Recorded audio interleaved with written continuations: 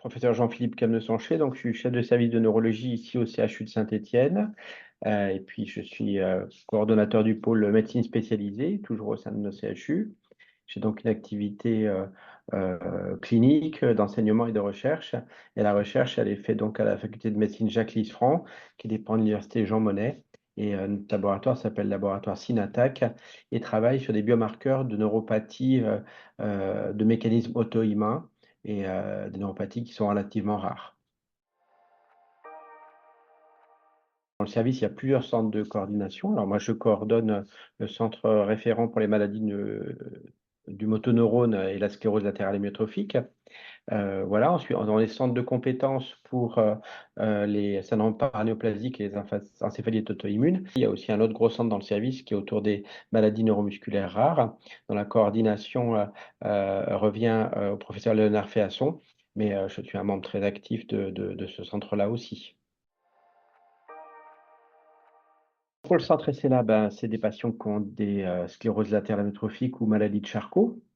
Présente environ 50 nouveaux patients par an et une file active d'environ 150 patients. Pour les syndromes paranéoplasiques et encéphalite auto-immune, ça, c'est des pathologies qui sont encore plus rares. Donc, c'est un petit nombre de patients et on travaille en coordination beaucoup avec le centre de Lyon. Et pour les maladies neuromusculaires, là, c'est un centre très important puisque ça représente toutes les neuropathies, toutes les myopathies, donc beaucoup plus de patients, même si dans la définition, on a affaire à des maladies rares. C'est assez variable, hein, parce que par exemple, si on prend la partie encéphalite auto-immune et syndrome neurologique paranéoplasique, bien c'est des médecins du service et moi en l'occurrence, mais pas que. Et puis on a du temps d'attaché de recherche clinique pour remplir nos bases.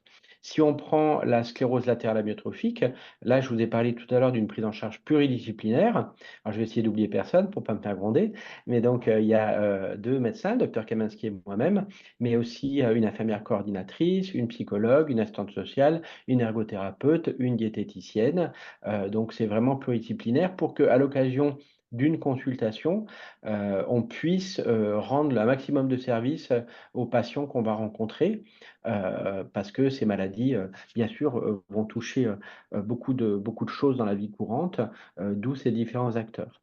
Et pour les pathologies neuromusculaires, ben c'est pareil, il y a une équipe pareil avec, là, il y a un kiné, il y a une ergothérapeute, il y a une assistante sociale, il y a des médecins. Donc cette approche pluridisciplinaire, elle est assez essentielle et aussi pour pas que ces patients soient complètement perdus, parce que nous, on le connaît bien, le monde du soin, et encore, il est compliqué.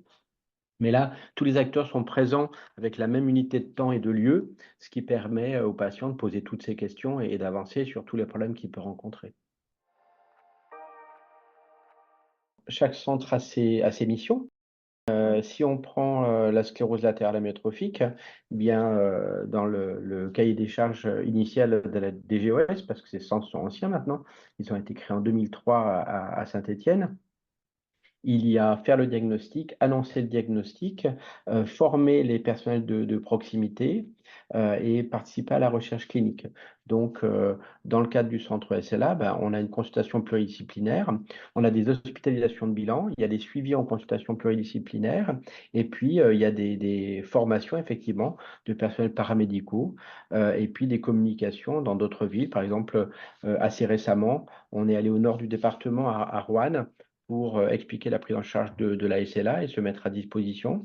Un autre exemple, bah, quand un patient rentre dans une structure de type EHPAD, on va toujours en délégation former les équipes parce que c'est des patients qui sont un peu atypiques et qui ne correspondent pas toujours à la patientèle des EHPAD. Donc, ça permet de donner des repères. Ça, c'est pour la SLA. Pour les maladies neuromusculaires, on a aussi beaucoup d'informations et puis on participe à la recherche clinique qui peut être de la recherche pour des essais thérapeutiques ou alors ben, de la collecte de sérum pour une biotech et puis de la recherche qui est plus translationnelle. Et c'est par exemple ce qu'on fait autour de nos biomarqueurs. Notre travail, c'est de s'intéresser aux neuropathies auto-immunes. Donc, ça veut dire que c'est des neuropathies qui sont secondaires à un dysfonctionnement de l'immunité. L'immunité, bien sûr, elle est là pour vous défendre contre un agresseur. Et puis, dans certains cas, ben, elle ne fait pas son travail de façon correcte et elle se retourne contre vous-même en prenant ce qu'on appelle le soi comme un ennemi. Donc, ça peut cibler tous les organes. Et nous, on s'intéresse à ces neuropathies où l'auto-immunité va cibler le nerf périphérique. Donc, ça veut dire les racines, les plexus et les troncs nerveux.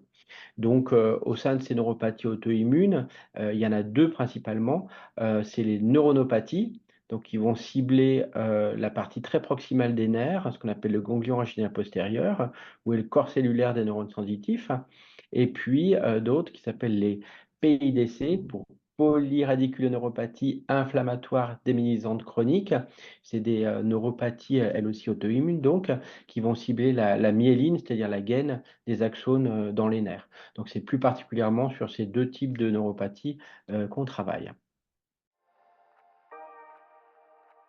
Ces neuropathies ne sont pas très fréquentes et tous les patients ne se ressemblent pas. Ça veut dire que le temps du diagnostic est un temps qui est déjà complexe. Donc, de disposer d'une prise de sang qui va permettre de faire un diagnostic, ben, ça permet d'aller plus vite au diagnostic et, le cas échéant, de mettre en place plus vite un traitement approprié. Après, le terme de biomarqueur, c'est pas que le diagnostic, c'est-à-dire qu'on peut avoir aussi des biomarqueurs de réponse au traitement. Pour ces différentes neuropathies, les traitements, c'est grosso modo les immunoglobulines intraveineuses, la cortisone et les échanges plasmatiques. Ces trois traitements qui vont permettre de diminuer la production d'anticorps pathogènes ou de détruire ces anticorps pathogènes. Mais pour un patient donné, on ne sait pas exactement quel traitement il faut mettre en place. Est-ce que ce traitement va fonctionner? Est-ce qu'il faut préférer le traitement A au traitement B? Et tout ce travail sur les biomarqueurs eh ben, permet là aussi, encore une fois, de mettre le bon traitement de façon privilégiée chez un patient donné. On essaye de faire des prises en charge dans notre thématique, mais en médecine en général, le plus sur mesure possible pour les patients. Et puis la dernière chose, c'est quand on identifie des biomarqueurs, des protéines qui sont ciblées par les anticorps des patients, ça permet aussi d'avancer sur la compréhension de la neuropathie, sur ces mécanismes plus intimes. Et ça, c'est évidemment très important globalement pour la recherche et pour nos patients. Alors, on a toujours un peu les mêmes étapes, hein. On commence par travailler avec du proto-arrêt. Donc ça, c'est, une technique qui est très coûteuse, mais qui va permettre de montrer que le sérum de tel et tel patient va cibler telle et telle protéine. Une fois qu'on a identifié des protéines d'intérêt, donc qui sont des biomarqueurs d'intérêt, on va faire des techniques qui sont bien sûr moins coûteuses, ça s'appelle de l'ELISA, pour confirmer sur des grandes cohortes de sérum de patients que ce biomarqueur est, intéressant. Et puis, 3e étape, une fois qu'on a confirmé, que ce biomarqueur est intéressant, eh bien, on va, regrouper, les observations de tous les patients pour, les décrire correctement et pour dire que, bah, cette neuropathie associée à ce, biomarqueur-là, elle ressemble à ça en termes d'atteinte motrice, d'atteinte sensitive, d'évolutivité, de mode d'installation et cetera et cetera. Et ça débouche évidemment toujours sur des publications, dans des journaux scientifiques, de bon niveau, ce qui permet de communiquer avec la communauté sur ce qu'on appelle ces phénotypes, ces types de neuropathie et d'aider les collègues. Et en retour, bah, quand ces publications sont lues et partagées, des collègues de France, mais aussi d'Europe et parfois de plus loin, on a par exemple une grosse collaboration avec le Brésil, vont aussi nous envoyer des sérums de patients et la recherche va pouvoir se poursuivre comme ça.